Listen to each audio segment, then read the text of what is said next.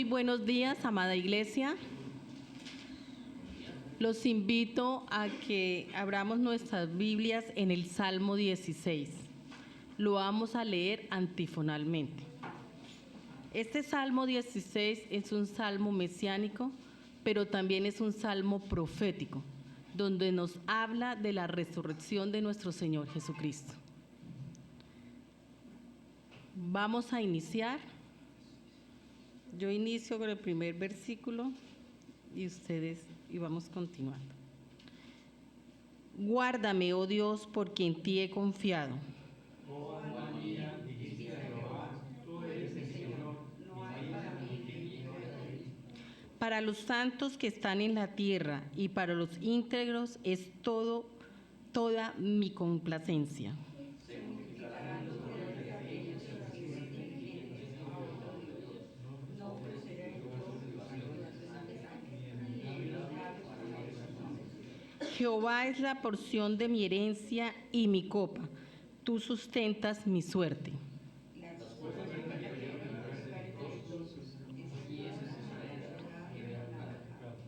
Bendeciré a Jehová que me aconseja, aún en las noches me enseña mi conciencia.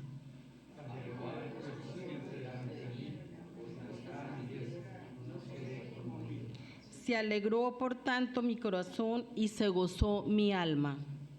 Mi carne también reposa confiadamente.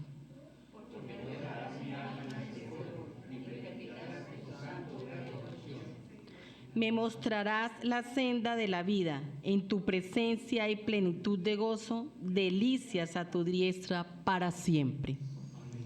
Gracias, Padre Santo, por esta maravillosa palabra.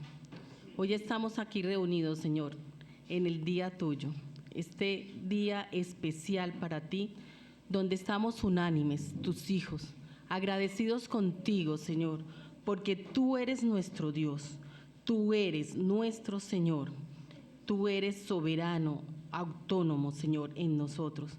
Gracias, Padre, por ello. Gracias, Señor, porque nosotros entendemos tu palabra cada día más. Gracias, Señor, por la oportunidad que tenemos de poder compartir cada vez con nuestros hermanos estas palabras tan maravillosas, lo que hay escrito en esta Biblia, Señor.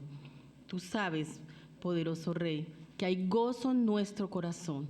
Hay gozo al saber que tú eres nuestra herencia y que tú eres, Señor, lo suficiente. Tú lo eres todo para nosotros, Señor Jesucristo. Tú lo eres, Señor. Gracias, porque tú nos enseñas a través, Señor, de tu palabra, pero también nos aconsejas a través de tu Santo Espíritu, que hasta de noche, Señor, tú nos enseñas, Señor, en nuestra conciencia. A Jehová hemos puesto siempre delante, Señor. Tú eres nuestro único Dios. Gracias, Señor, porque estamos confiados en ti, porque sabemos así como el Señor Jesucristo murió y resucitó al tercer día, nosotros, Señor, también estamos esperando, Señor, esa esperanza maravillosa de saber que también vamos a resucitar en ti. Gracias, poderoso Rey. Gracias, mi Señor, porque tú, Padre Santo, nos haces que tu presencia haya plenitud, haya gozo en nuestro corazón, haya delicias de diestra para siempre. Gozosos estamos, unánimes en ti, como hermanos, Señor, como hijos tuyos. Creemos que tú eres nuestro Dios y nuestro único Dios verdadero. Te damos gracias, Señor, en el nombre de Cristo Jesús. Mis hermanos, buenos días. Buenos días. Muy buenos días, exactamente. Nos regocijamos de este día, de estas alabanzas, de estos temas que estamos tratando a lo largo de este tiempo del Evangelio de Juan, que ha sido de mucho provecho y hemos sido edificados grandemente por el mensaje que hemos podido recibir. En el Salmo 30, versículo 5, parte B, dice así la palabra del Señor: por la noche durará el lloro, pero a la mañana vendrá la alegría. Amén.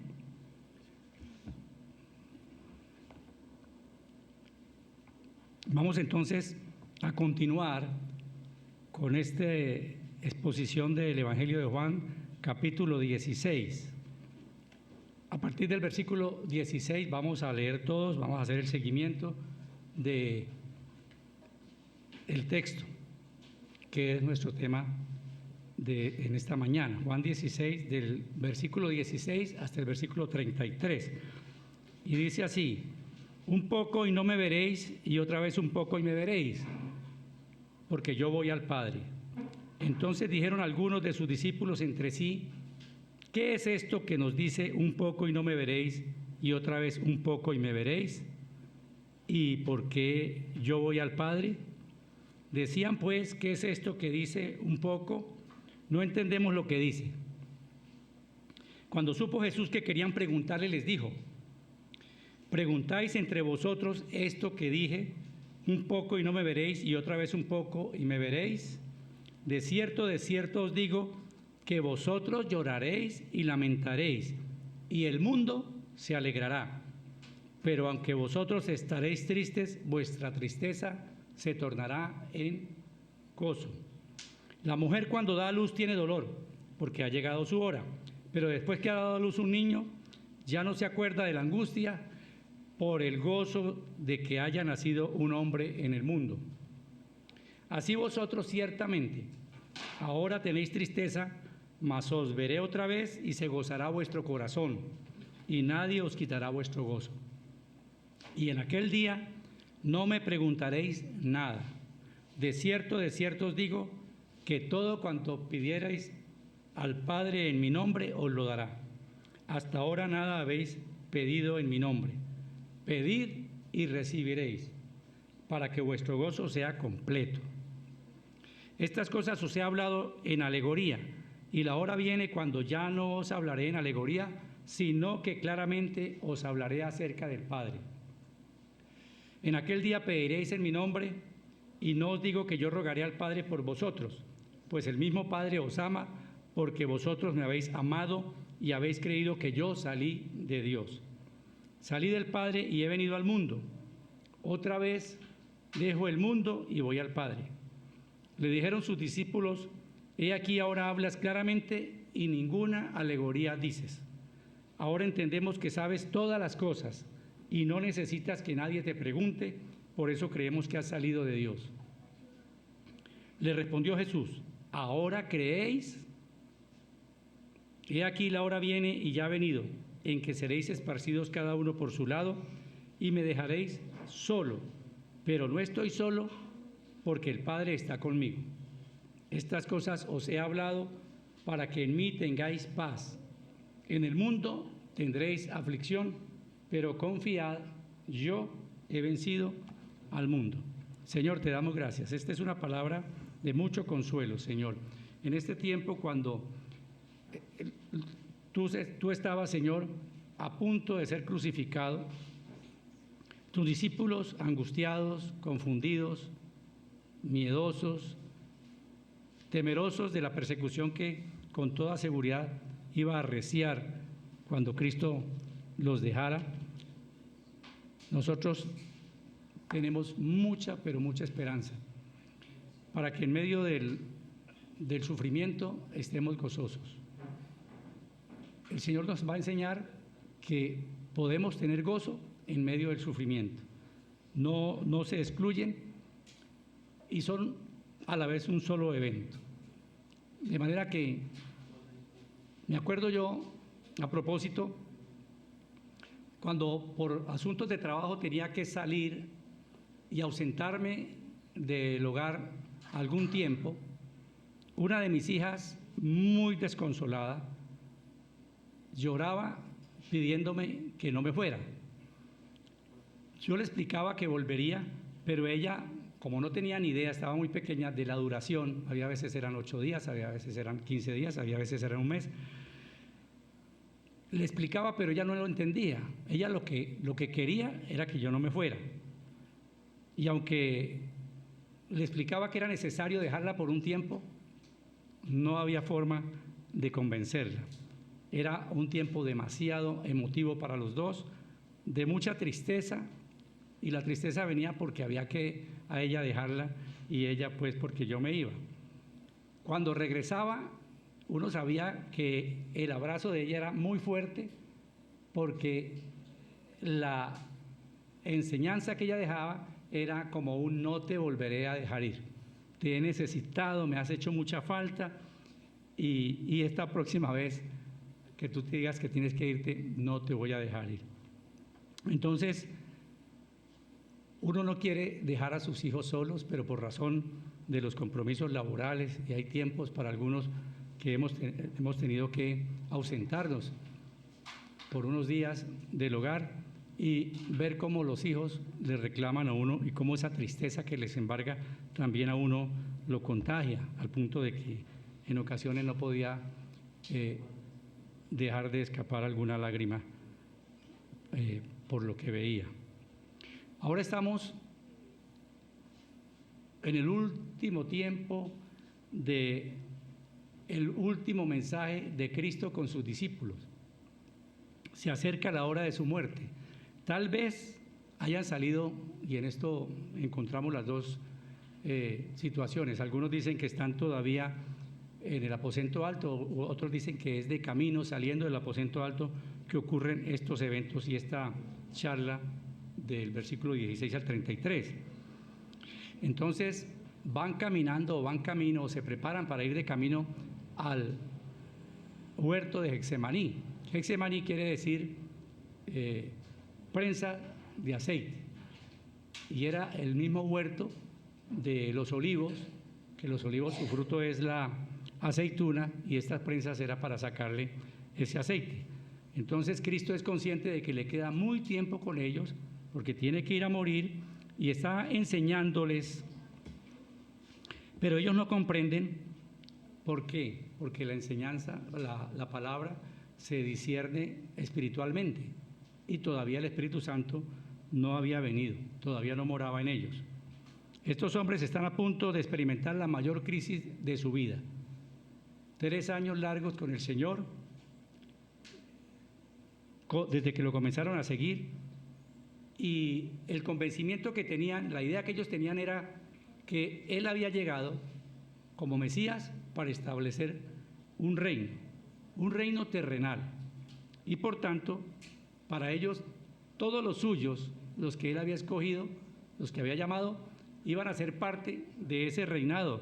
Y por supuesto, recordamos la discusión que hubo entre ellos, y especialmente por los hijos de Zebedeo, cuando su mamá le dijo a Jesús que le solicitaba, le pedía que en el reino sus hijos se sentaran el uno a la derecha y el otro a la izquierda, como si fuera un asunto de repartir cargos. Pero era por el mal entendimiento de que Cristo iba a ser, era un rey terrenal. Nos preparamos entonces y estamos a puertas de la ausencia temporal de Jesús. Cuando en el versículo 16 dice, todavía un poco y no me veréis, y de nuevo un poco y me veréis, porque yo voy al Padre, entonces lo iban a perder de vista. Ellos sabían que iba a ser así, pero no lo entendían. No lo entendían, y en cambio comentaban entre ellos la situación, lo que estaban queriendo entender, pero le tenían miedo de preguntar. Con tanta confianza que el Señor les había dado, pero ellos tenían miedo de preguntar qué quería decir. Recordemos algo que ocurrió y narra Marcos en el capítulo 9. Dice, porque Cristo enseñaba a sus discípulos y les decía, el Hijo del Hombre será entregado en manos de hombres y le matarán, pero después de muerto resucitará al tercer día. Pero ellos no entendían esta palabra y tenían miedo de preguntarle. Mire cómo va siendo coherente toda la palabra del Señor. La cruz para ellos entonces significaba angustia, su maestro va a ser entregado, va a perder la vida, pero el Señor, ¿qué hace? En todo este pasaje, en todo este tiempo, en este discurso, consolarlos, mostrarles la verdad, porque el consuelo ocultando la verdad no es consuelo, es engaño. El verdadero consuelo no oculta la realidad del sufrimiento. La tristeza es parte de nuestra vida y habrá momentos en nuestro caminar en este mundo en que vamos a experimentar esa tristeza. Nuestro caminar en este mundo va a ser de problemas, problemas y más problemas, pero en algún momento el Señor traerá consuelo. Los creyentes, entonces, y está anunciado en la palabra del Señor, no somos eximidos del sufrimiento, pero se nos ha prometido consuelo, se nos ha prometido un tiempo donde ya no habrá más sufrimiento. ¿Qué significa de nuevo un poco y me veréis? De nuevo un poco y me veréis. Quiere decir que su partida o su ausencia, su despedida no era definitiva, ¿cierto? No era definitiva. Y algunos interpretan estas palabras de tres maneras diferentes. Una es que lo verían después de la resurrección. De nuevo un poco y me veréis. Entonces, muere y regresa, resucita y regresa con ellos como ocurrió. Segundo, puede referirse a Hechos 2, donde dice que el retorno de Cristo sí va a ser en el Espíritu Santo, lo cual ocurre 10 días después de su ascensión, y que va a quedarse el Espíritu Santo morando con ellos. Ya no necesitan a Jesús para preguntarle porque ya tienen el Espíritu Santo.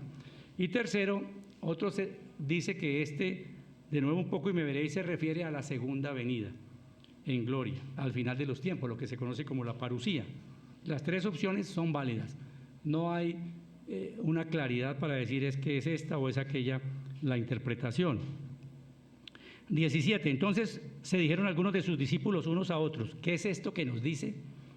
Todavía un poco y no me veréis, y de nuevo un poco y me veréis, y porque yo voy al Padre. Decían pues, ¿qué quiere decir con todavía un poco? No entendemos lo que habla. Y el Señor les hablaba de su muerte, porque yo voy al Padre. Y ellos seguían sin entender. Como les comentaba al principio, la idea arraigada que tenían de un reino terrenal, temporal, político, glorioso, inminente, estaba en ellos todavía. Tenían que quitarse esa idea de su cabeza, pero no se atrevían a preguntarle. Entonces Jesús, versículo 19, conoció. Jesús se dio cuenta que querían preguntarle y les dijo, ¿preguntáis entre vosotros acerca de esto que dije todavía un poco y no me veréis, y de nuevo un poco y me veréis? El Señor en su omnisciencia sabe lo que ellos no entienden y lo que están pensando. Sabe que tienen inquietudes, que hay mucha expectativa y muchos asuntos que ellos no comprenden. En sus mentes hay un enigma, ¿qué es lo que va a pasar? Y ellos no lo van a poder resolver. Y para Cristo su solución puede esperar y así los lleva. Ahora, para nosotros igual. Nosotros hay muchas cosas que no las entendemos. En nuestro diario vivir suceden tantas cosas que no nos permiten entender por qué sucede. Y nos hacemos la pregunta, ¿por qué permite, Señor, que me suceda esto? Por ejemplo, si tenemos un problema económico, Señor, ¿por qué mi empresa está pasando por esta situación? Si tenemos una persona enferma, un familiar enfermo o un hijo, Señor, ¿cuál es la causa? ¿A qué se debe esto? Pero nosotros no entendemos, Jesús sí entiende. La angustia nuestra y los problemas no son ajenos al Señor. Pero todas estas situaciones que pasamos son necesarias para nuestro crecimiento espiritual. Él sabe el para qué, claro. Y la respuesta no la vamos a encontrar sino no anticipadamente, pero a medida que vamos viviendo los problemas y vamos confirmando nuestra fe, de una fe débil, a través de estas situaciones se va fortaleciendo y creyendo más en Él, nosotros vamos a poder conocer cuál es el propósito, para qué esto o para qué aquello sucedió el asunto. O a veces al final, al tiempo de que nos suceda algo, nosotros entendemos por qué suceden las cosas, cuál era el propósito. El Señor está al tanto y Él vive todo en tiempo real. Pero el Señor nos promete algo, que el dolor se va a convertir en gozo. Versículo 20, de cierto os digo que vosotros lloraréis y lamentaréis y el mundo se alegrará. Pero aunque vosotros estéis tristes, vuestra tristeza se convertirá en gozo. Y aquí el Señor comienza haciendo un contraste entre el dolor y la alegría. Y esto nos toca mucho porque hemos pasado o estamos pasando por esta situación. La causa de su tristeza de estos discípulos es la proximidad de la cruz por la ausencia de Jesús. Ellos reflexionan. ¿Cómo estarían reflexionando? Hemos dejado todo, hemos atendido el llamado que Él nos ha hecho, estamos siguiéndolo, pero ahora nos da como esta noticia y nos sale con que es necesario que Él muera y que nosotros quedemos solos. Entonces también ellos pensaban en sí mismos, ¿cierto? Vamos a quedar solos. El Señor dice que no os dejaré huérfanos, pero ellos todavía no conocían esta parte de la palabra. Y también dice el versículo algo que me llama la atención, y el mundo se alegrará. Claro, el mundo incrédulo, el sistema mundano de creencias está feliz. Los fariseos muy felices, celebran. Es más, celebran y determinan la muerte del Señor. Ellos lo determinan, ellos presionan a las autoridades romanas que aunque no encontraban nada, que lo declararan culpable, como al final sucede. ¿Por qué? Porque los fariseos iban a ser silenciados o estaban siendo silenciados por el Señor. El Señor era el dedo acusador contra ellos, legalistas, que se oponían a que Cristo fuera rey. Cuando digo Cristo fuera rey, un rey espiritual, no un rey terrenal. Pero eso lo usaron los fariseos para poder poner en contra a la autoridad romana, diciéndole, Él quiere ser rey y ese rey es contrario, va a ser contrario al César.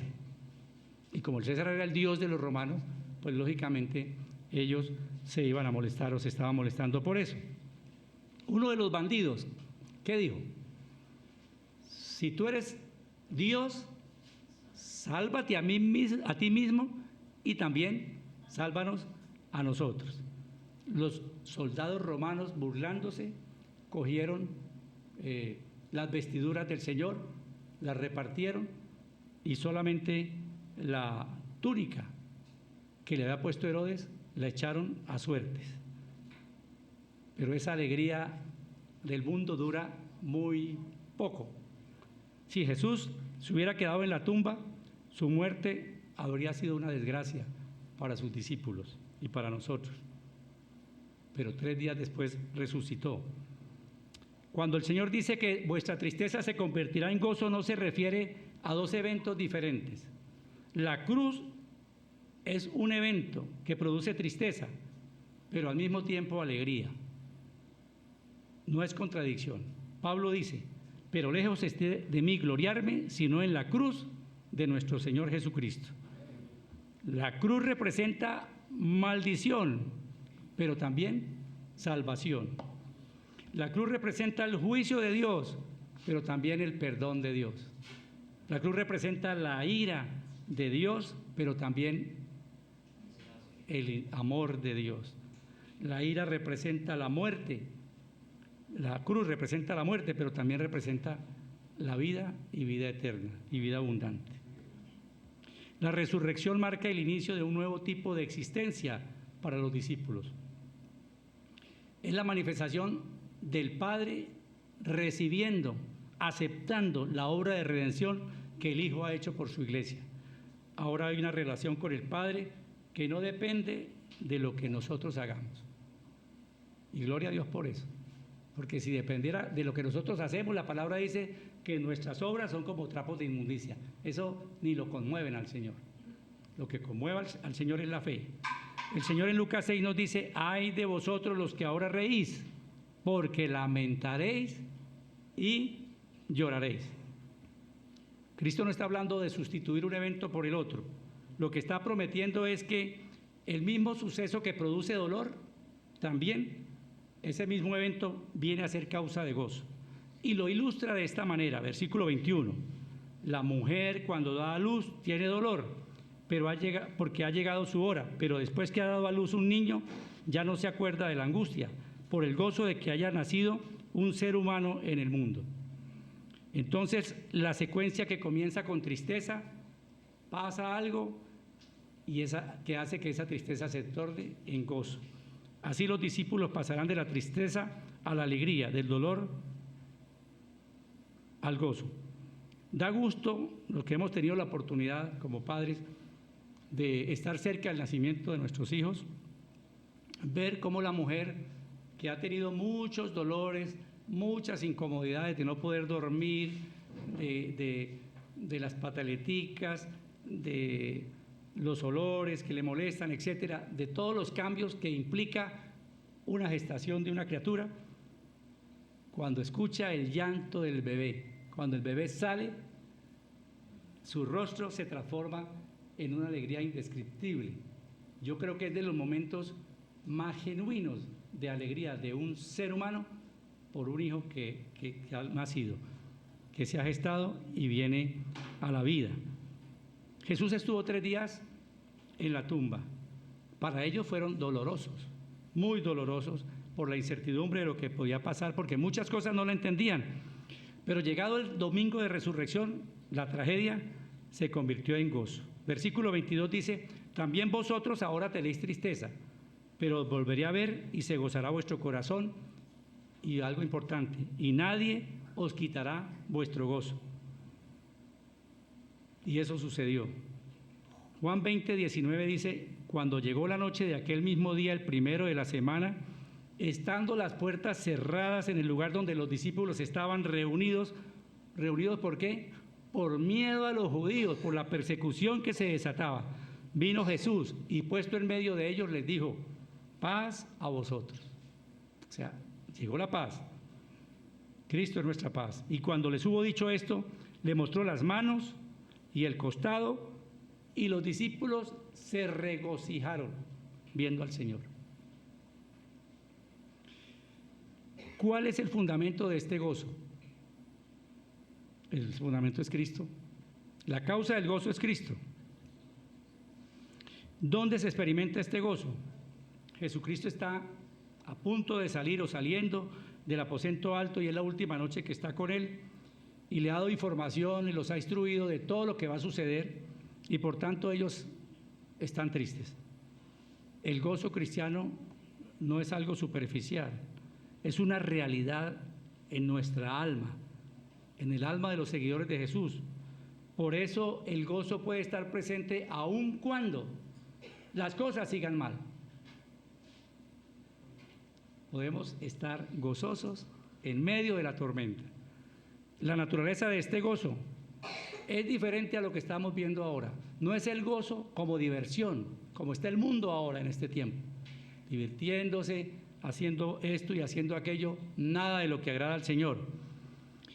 No es el concepto de felicidad que los hombres tienen, los incrédulos, ¿cierto? Es un estado de satisfacción que no supone ausencia de aflicción ni de tristeza. Es posible estar entristecidos, pero aún así tener gozo, como lo expresa en 2 Corintios el apóstol Pablo.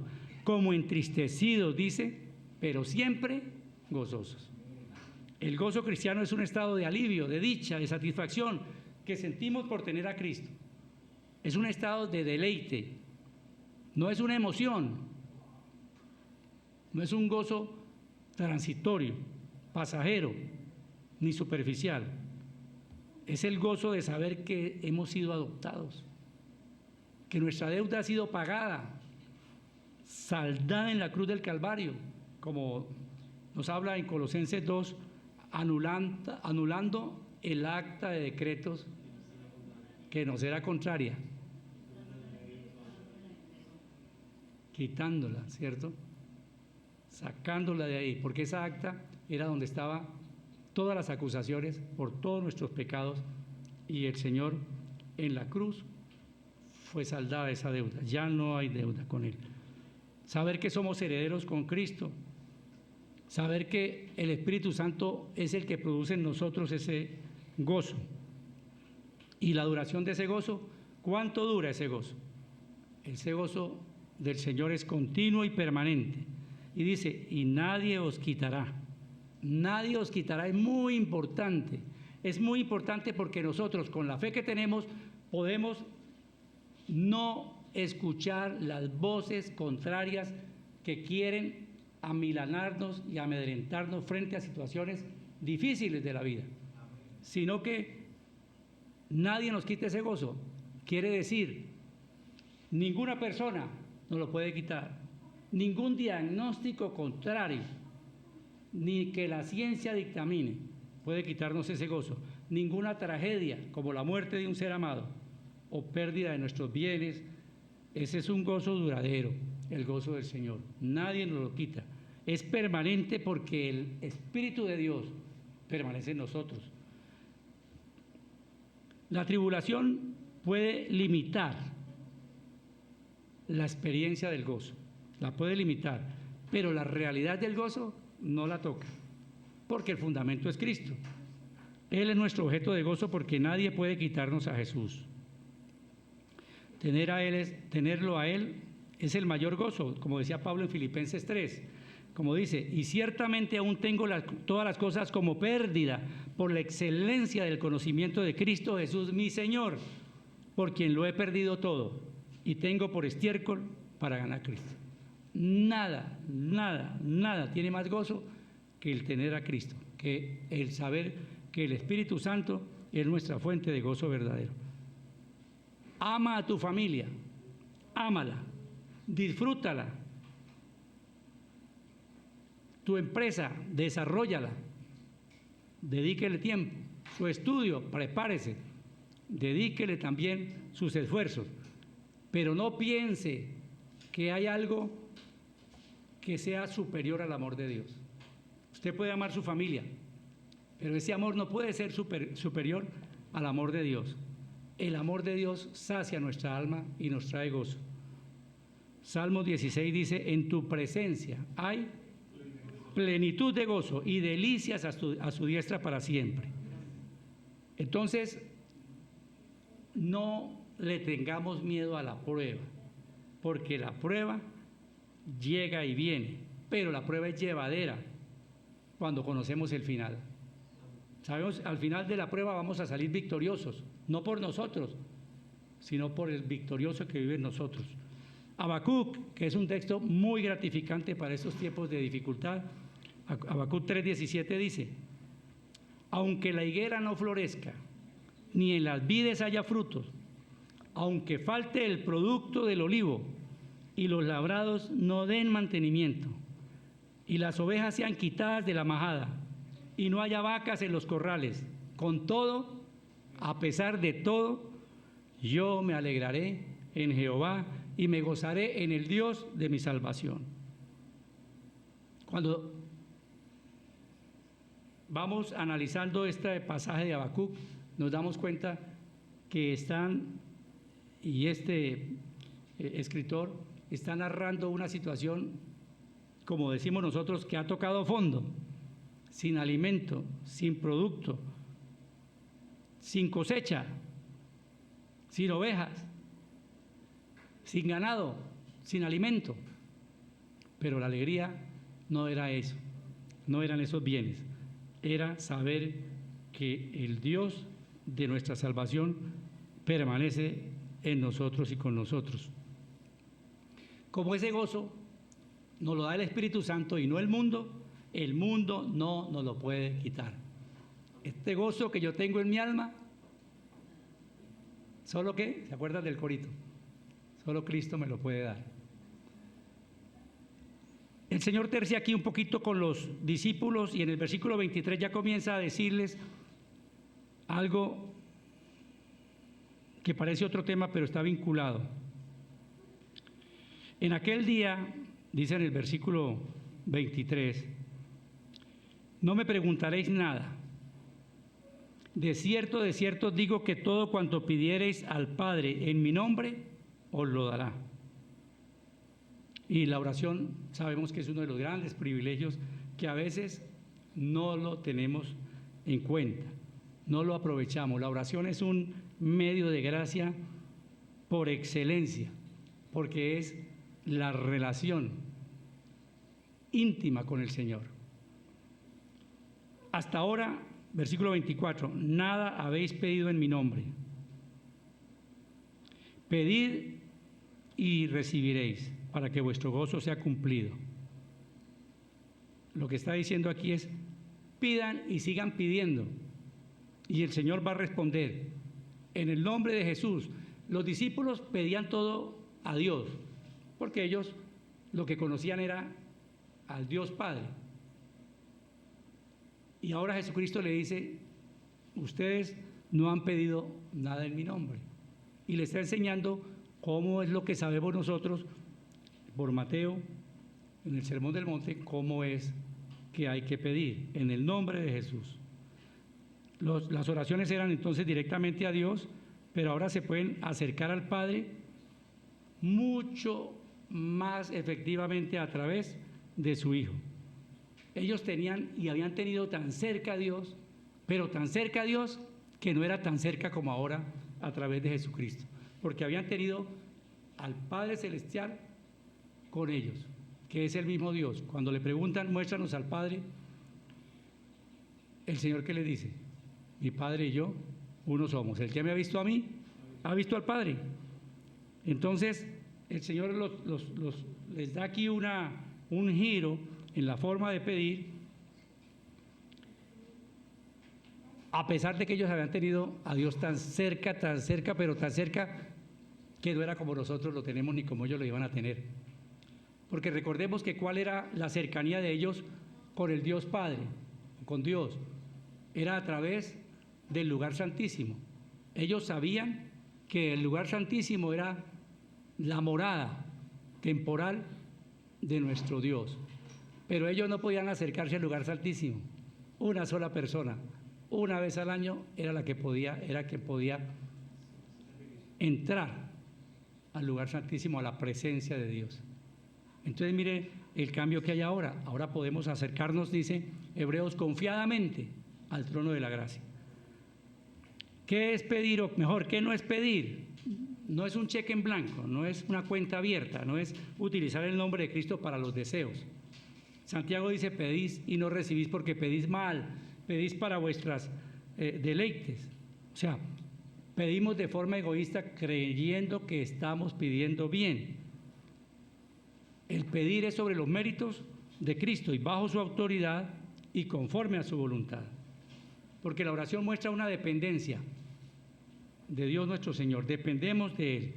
No es que se haga mi voluntad, no es como hacíamos otras veces que nos cubríamos con la sangre de Cristo, íbamos a salir y con solo mencionar esto como si fuera un amuleto, la sangre de Cristo, entonces la usábamos para cubrirnos. No, tampoco como hacemos a veces. Y yo me acuerdo por un ejemplo de un hermano que nos narraba que alguna vez no tenía el SOAT al día y entonces le tocó salir en la moto y cuando él vio que estaba en un retén de los guardas de tránsito y entonces dijo, Señor, oro para que la policía no me pare porque tengo vencido el seguro. Señor, ayúdame. Y entonces fíjese que nosotros distorsionamos y pedimos como si Dios fuera contra la autoridad, como si Dios diera gusto a nuestros deseos. Entonces yo no compro mi seguro, yo no hago lo que la ley me indica que debo hacer y reto a la autoridad, pero invoco a Dios para que me cubra, para que me guarde, y eso no es así. Y así de muchas maneras usamos mal. Primera de Juan 5 dice, y esta es la confianza que tenemos al acercarnos a Dios, que si pedimos alguna cosa conforme a su voluntad, Él nos oye. Conforme a su voluntad, Él nos oye. El Señor sigue enseñando a los discípulos de que Él ha vencido. Y en esta sección tiene un solo mandato en el versículo 33 y les dice, sean valientes. Cobren ánimo por dos razones. Primero, el amor del Padre y segundo, la victoria del Hijo. En el 25 dice, Versículo 25, estas cosas os he hablado en alegorías. La hora viene cuando ya no os hablaré por alegorías, o sea, en sentido figurado, sino claramente os anunciaré acerca del Padre. La alegoría, como hemos visto, es una ilustración, una comparación para mostrarnos una verdad. Y estas cosas se refiere al tiempo que el Señor está ahí con ellos, esa noche memorable. Y el Señor les hablaba algunas veces por parábolas, por alegorías, y Él les decía, cuando le preguntaban que por qué lo hacía, decía para los que oyendo no escuchen, ¿cierto? Y a los discípulos le explicaba. Él les decía, como en la parábola del sembrador, qué quería decir. En Juan 2:19 tenemos un ejemplo. Respondió Jesús y les dijo, destruid este templo y en 3 días lo levantaré. Dijeron los judíos, en 46 años fue edificado este templo y tú en 3 días lo levantarás. Eso es imposible. Mas Cristo hablaba del templo de su cuerpo. Por tanto, y aquí fue el entendimiento de los discípulos, cuando resucitó de entre los muertos, sus discípulos se acordaron que había dicho esto y creyeron las Escrituras y la palabra que Jesús había dicho. Por eso ahora no estaban entendiendo y el Señor no se afanaba en explicarles porque lo que iba a suceder era la explicación que ellos requerían tener. Esa era la explicación. Los evangelios están llenos de alegorías, parábolas, metáforas, figuras literarias, en cierto grado difíciles de entender, pero posteriormente las epístolas están llenas de declaraciones didácticas mucho más claras, más directas, más abiertas, más fáciles para comprender, aunque hay pasajes difíciles. Pedro dijo, hay pasajes de que Pablo habla y son un poco difíciles, pero tenemos toda la palabra del Señor, todo el consejo de Dios para poder interpretarla.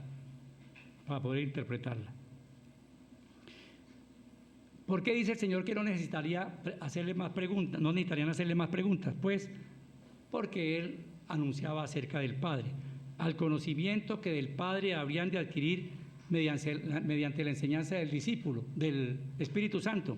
El Espíritu Santo vendría y les enseñaría todas las cosas. Él los enseñará.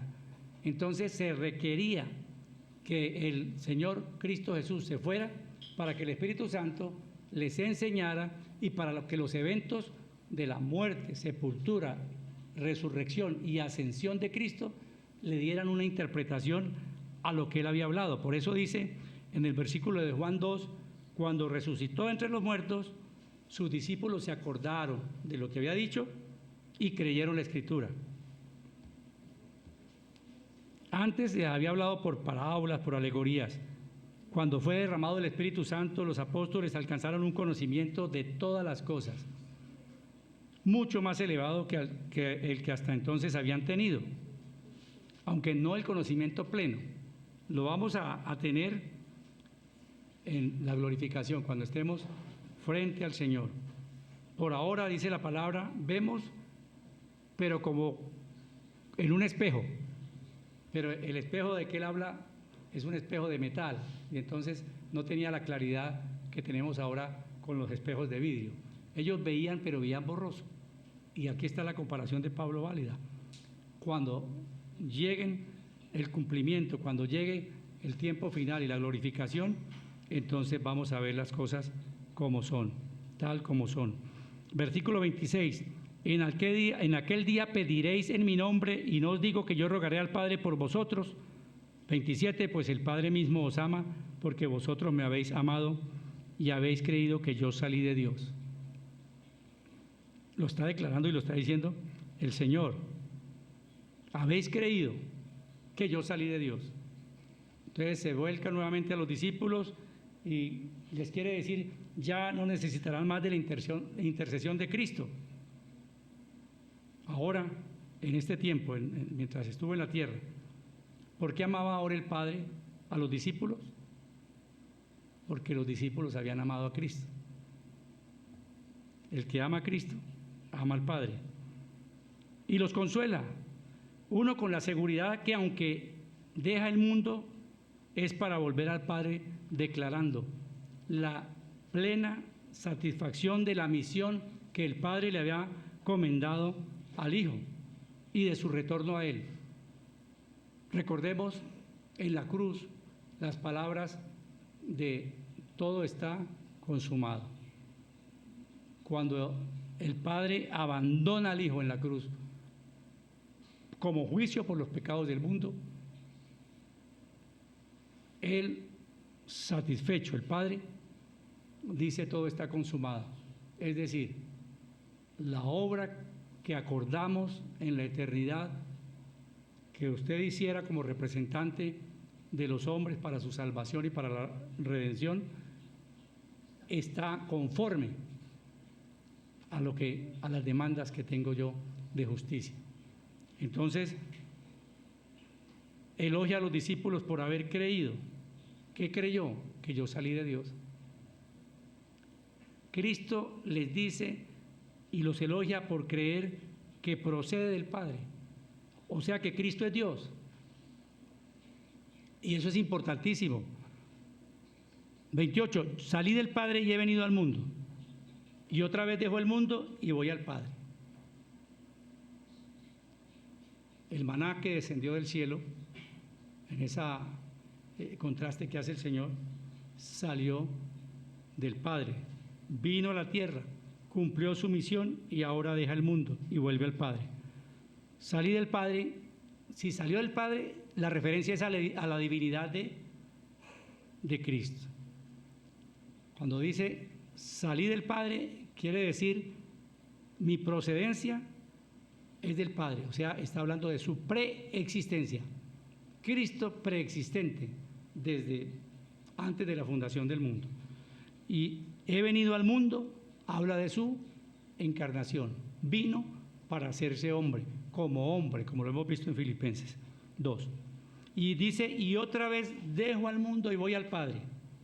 Y entonces viene a cumplir la misión, viene a pasar sufrimiento a la cruz romana y a su ascensión. Pero aquí no acaba todo. 29. Le dijeron sus discípulos, ahora hablas claramente. Ahora estás hablando directamente sin vueltas ni rodeos. Y ninguna alegoría dices. O sea, los discípulos están satisfechos por las explicaciones que el Señor les está dando. Por eso dicen, ahora habla claramente. Le ha hecho mucho bien las palabras que el Señor les ha estado diciendo y la explicación que está siguiendo respecto a los sucesos que están pasando, previo a su muerte, consolándolos y preparándolos para lo que ha de venir. Y ellos ya van entendiendo. Pues entender que Cristo es Dios ya es un avance grande. 30. Ahora entendemos que sabes todas las cosas, dicen los discípulos, y no necesita que nadie te pregunte. Por eso creemos que has salido de Dios. O sea, varias cosas. El entendimiento de la deidad de Cristo. El entender de la omnisciencia, cuando dice que sabes todas las cosas, omnisciencia de Cristo. Y la convicción de que ha salido de Dios, de que Cristo es Dios. La omnisciencia se refiere a todo lo que el Señor conoce antes de que sucedan las cosas. El Salmo 139 nos dice, pues aún no está la palabra en mi lengua y he aquí, oh Jehová, tú la sabes toda. Sabe exactamente lo que ellos musitaban. Él conocía lo que entre ellos estaban diciendo. Leía sus pensamientos secretos. Pero dicen, Jesús le respondió 31, ¿ahora creéis? Y esa pregunta parece como una especie de reproche. ¿Por qué? ¿De verdad podían creer ahora? ¿Qué creían? Ya dijimos que Cristo salió de Dios. Segundo, ¿por qué creían? Pues por la omnisciencia de Jesús, sabemos todas las cosas, y por la claridad de su enseñanza. Porque ellos dicen, cuando dicen, y no necesitas que nadie te pregunte, es como cuando uno está dando una enseñanza y pregunta, ¿alguien tiene alguna duda? Nadie dice nada, y entonces uno dice, estoy hablando claramente, me entienden perfectamente. Y eso es lo que ellos dicen, No necesitas que nadie te pregunte. Dice, estás hablando tan claramente que no hay forma de preguntar nada porque todo está bastante claro. Jesús le respondió, ¿ahora creéis? O sea, ¿por fin creen? Todavía no tenían la capacidad, y el Señor lo sabe, de creer plenamente. Había cosas que todavía no creían y no entendían.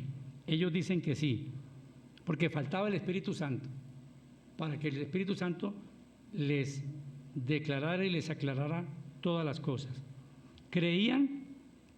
Bueno, creían, pues tenemos un ejemplo. ¿Cuál? Esa noche uno de los discípulos dice, si es necesario morir contigo, pues moriré contigo. Pero lo negó 3 veces. ¿Por qué lo dejaron solo? Si acaban de decir que creen todo, ¿quién es Él? Pero cuando vienen los eventos que ellos conocían que iban a suceder, el temor se apoderó de ellos y lo dejaron solo. Él, lo que hace el Señor es ponerlo sobre aviso. Cuando le dice, ¿de verdad creéis? ¿Ahora creéis? Por eso es como un reproche, o sea, no creen todavía, porque ahora que vengan los eventos de la crucifixión, ustedes me van a dejar solo. 32. He aquí la hora viene y ha venido ya, en que seréis esparcidos cada uno por su lado y me dejaréis solo. El Señor sabía lo que iba a suceder y de una vez se los dice. Mas no estoy solo porque el Padre está conmigo. Ahora viene la prueba. Y es el mismo caso de nosotros. Tenemos fe, confiamos y creemos que tenemos fe. Pero la prueba es la que va a probar nuestra fe. Cuando venga la tormenta, cuando venga la dificultad, cuando venga la enfermedad, cuando vengan estos eventos que nos desestabilizan emocionalmente, también afectan nuestra fe. Y entonces comenzamos a dudar, flaqueamos, nos afligimos y creemos que no va a pasar nada y que lo que vemos es la realidad. Cuando la palabra dice que no caminemos por vista, sino que caminemos por fe, porque la fe, la base de la fe es lo que no se ve, porque lo que se ve, pues no necesita fe para creer lo que vemos. De manera que en estos momentos tenemos una persona que está pasando una situación muy difícil con un familiar. Y entonces por la reacción que la persona da, a pesar de lo que la palabra que se les da y que tenga gozo y que confíe que el Señor está actuando, que no importa los diagnósticos, etcétera, muy difícil. La persona sigue emocionalmente trabajando por lo que ve. Cuando viene la prueba, se prueba la fe. Y ahí es donde podemos decir si realmente tenemos fe. No hay otra forma. Ahora, ¿qué puede ser peor? En este caso de los discípulos. La persecución de los enemigos que se está dando y va a arreciar ahora, o la deserción de los amigos. ¿Qué es peor? Que usted los persiga a los enemigos como que tiene lógica. Claro. Los enemigos son contrarios a la forma de pensar y de creer y de todo. Y no quieren mi bien. Pero la deserción de los amigos nos afecta. Cuando nos abandonan y quedamos solo en cuanto a los amigos, que es lo que el Señor está diciendo. Ustedes me van a dejar, pero yo no estoy solo. Lo mismo podemos decir nosotros. Aunque mi padre y mi madre me dejara, con todo, tú estás conmigo, tú me recibirás. En Zacarías 13 dice, hiere al pastor y serán dispersadas las ovejas. Y eso es lo que está ocurriendo, esa profecía. Pero mire el Señor en su amor tan perfecto. El Señor, a pesar de que sabía lo que iba a pasar y la deserción que iba a tener por parte de sus discípulos, que decían creer y amarlo y hasta dar su vida por Él, seguía tratándolos con ternura. nunca los regañó así como que ustedes no aprendieron nada, ustedes no entendieron lo que les dije. El Señor siguió amándolos, pero con ternura. Mire lo que dice, versículo 33. Estas cosas os he hablado para que en mí tengáis paz. En el mundo tendréis aflicción, pero confiad, yo he vencido al mundo.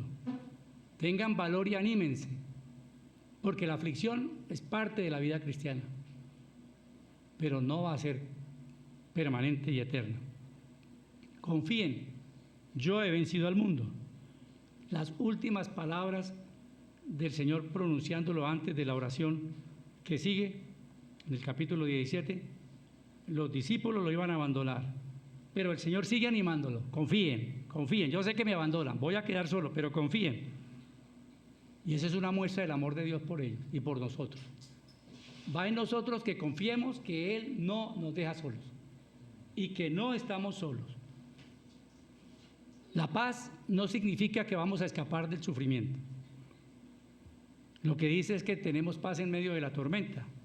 La paz y el sufrimiento no se excluyen. Recordemos a Pablo y Silas en el calabozo. ¿Qué hacían? Cantaban alabanza. Cristo les dice entonces en este versículo 33, tengan valor, tengan ánimo, que no son ustedes los que han vencido, yo he vencido.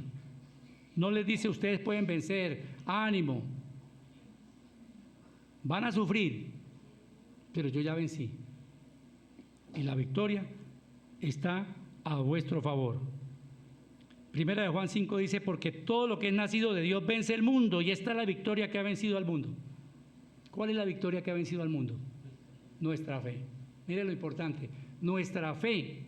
Ahora, ¿es nuestra fe la que vence al mundo? ¿Eso es lo que quiere decir aquí? No, es nuestra fe en el vencedor. Es nuestra fe en Cristo Jesús, que venció la muerte, sorbida en la muerte en victoria. Digamos ahora, como un ejemplo, que un alpinista y su guía tratan de ir y coronar un risco escarpado, muy pronunciado. Y con la habilidad adquirida por este guía en su larga experiencia en el alpinismo, entonces él va ascendiendo con mucha seguridad y le grita al que esté aquí abajo, al que está aquí abajo en el otro extremo de la cuerda, no temas, porque yo lo he logrado. Así también, la presión que procede del mundo nunca conseguirá que los discípulos pierdan o perdamos nuestra seguridad, porque estamos unidos con Cristo y Cristo ha llegado a la cima. Por ello, también nosotros llegaremos. El Señor avanza hacia la cruz, está en las últimas horas o minutos, pero Cristo no va como un prisionero, sino como un conquistador. Bendita la cruz. Las dificultades y el sufrimiento pueden parecer interminables, pero en Cristo siempre hay y habrá esperanza. Cuando nos sintamos solos, cuando la tristeza nos invada, podamos estar seguros de que no estamos solos, pues Dios está siempre por nosotros, con nosotros y en nosotros, por la tercera persona de la Trinidad. Dios transforma nuestro dolor en gozo. La resurrección de Jesús es la prueba de que el sufrimiento no tiene la última palabra. No la tiene. No la tiene. Dios nos escucha. Dios responde a nuestras oraciones. Y la única paz verdadera es la paz de Cristo, no la del mundo, no como el mundo la da. No hay que temer, porque no estamos solos. Cristo no nos dejará. El triunfo es seguro y mucho ánimo, porque vienen tiempos difíciles. Estamos sometidos a pruebas, Dios las permite. Recordemos a Job. Pero lo peor que nos puede ocurrir es un desánimo permanente. Puede venir desánimo y puede venir tristeza, porque una pérdida de una vida humana produce inevitablemente tristeza y llanto. Pero no es el fin. Lo he perdido todo, dijo Pablo, y lo considero como estiércol. Y él decía que nada de esta vida era comparable con la vida venidera. Y así tenemos que nosotros afirmarnos, tomar mucho ánimo, tener la fe y ejercitar la fe en todo momento, aún en los eventos pequeños. A veces el Señor coloca en nuestras vidas eventos muy, a nuestro parecer, insignificantes, pero necesitamos fe. Y es una preparación para la fe, si podemos hablar, una fe mayor cuando vengan sufrimientos o pérdidas o situaciones de angustia, de estrés, de sufrimiento mayores. Porque Él los está preparando. El Señor los estaba preparando, el Señor les estaba enseñando, pero esa enseñanza es para nosotros como sus discípulos ahora. Mucho ánimo y mucha fe. Y un convencimiento, uno, de que no estamos solos. Dos, que la victoria es a nuestro favor. Cristo murió por nosotros, pero su muerte tuvo consecuencias, y consecuencias favorables para nosotros. Amén. Señor, te damos gracias. Bendecimos tu nombre, Dios. Sabemos que en medio de la tormenta podemos tener gozo, porque la palabra tuya lo dice. Sabemos que cuando un diagnóstico, que cuando unos hijos, Señor, no vienen a ti y se descarrían, el mundo los atrapa como en esta época y los arrastra, Señor, como esas olas impetuosas al fondo, a ahogarse, Señor, en todas las situaciones que el mundo ofrece, creyendo que esa es la diversión y esa es la felicidad verdadera. Cuando la felicidad verdadera está en ti, Señor, te pedimos, Dios, tu ayuda. Tú estás con nosotros y en nosotros y por nosotros, Señor, pero necesitamos que tú intervengas fortaleciéndonos, Señor, ayudándonos a orar como conviene, dándonos, Señor, el gozo en medio de las dificultades, porque tú eres, Señor, quien nos ha librado del pecado y de la muerte. La obra tuya, Señor, inigualable por nosotros, es de tanto amor tuyo, Señor, por el mundo, que tu Hijo Jesucristo fue expuesto a vituperio, a burla y a muerte por nosotros. Valoremos, Señor, queremos valorar esa obra tuya, Dios, por nosotros, y que nuestra esperanza sea cada día mayor. En el nombre de Jesús, amén.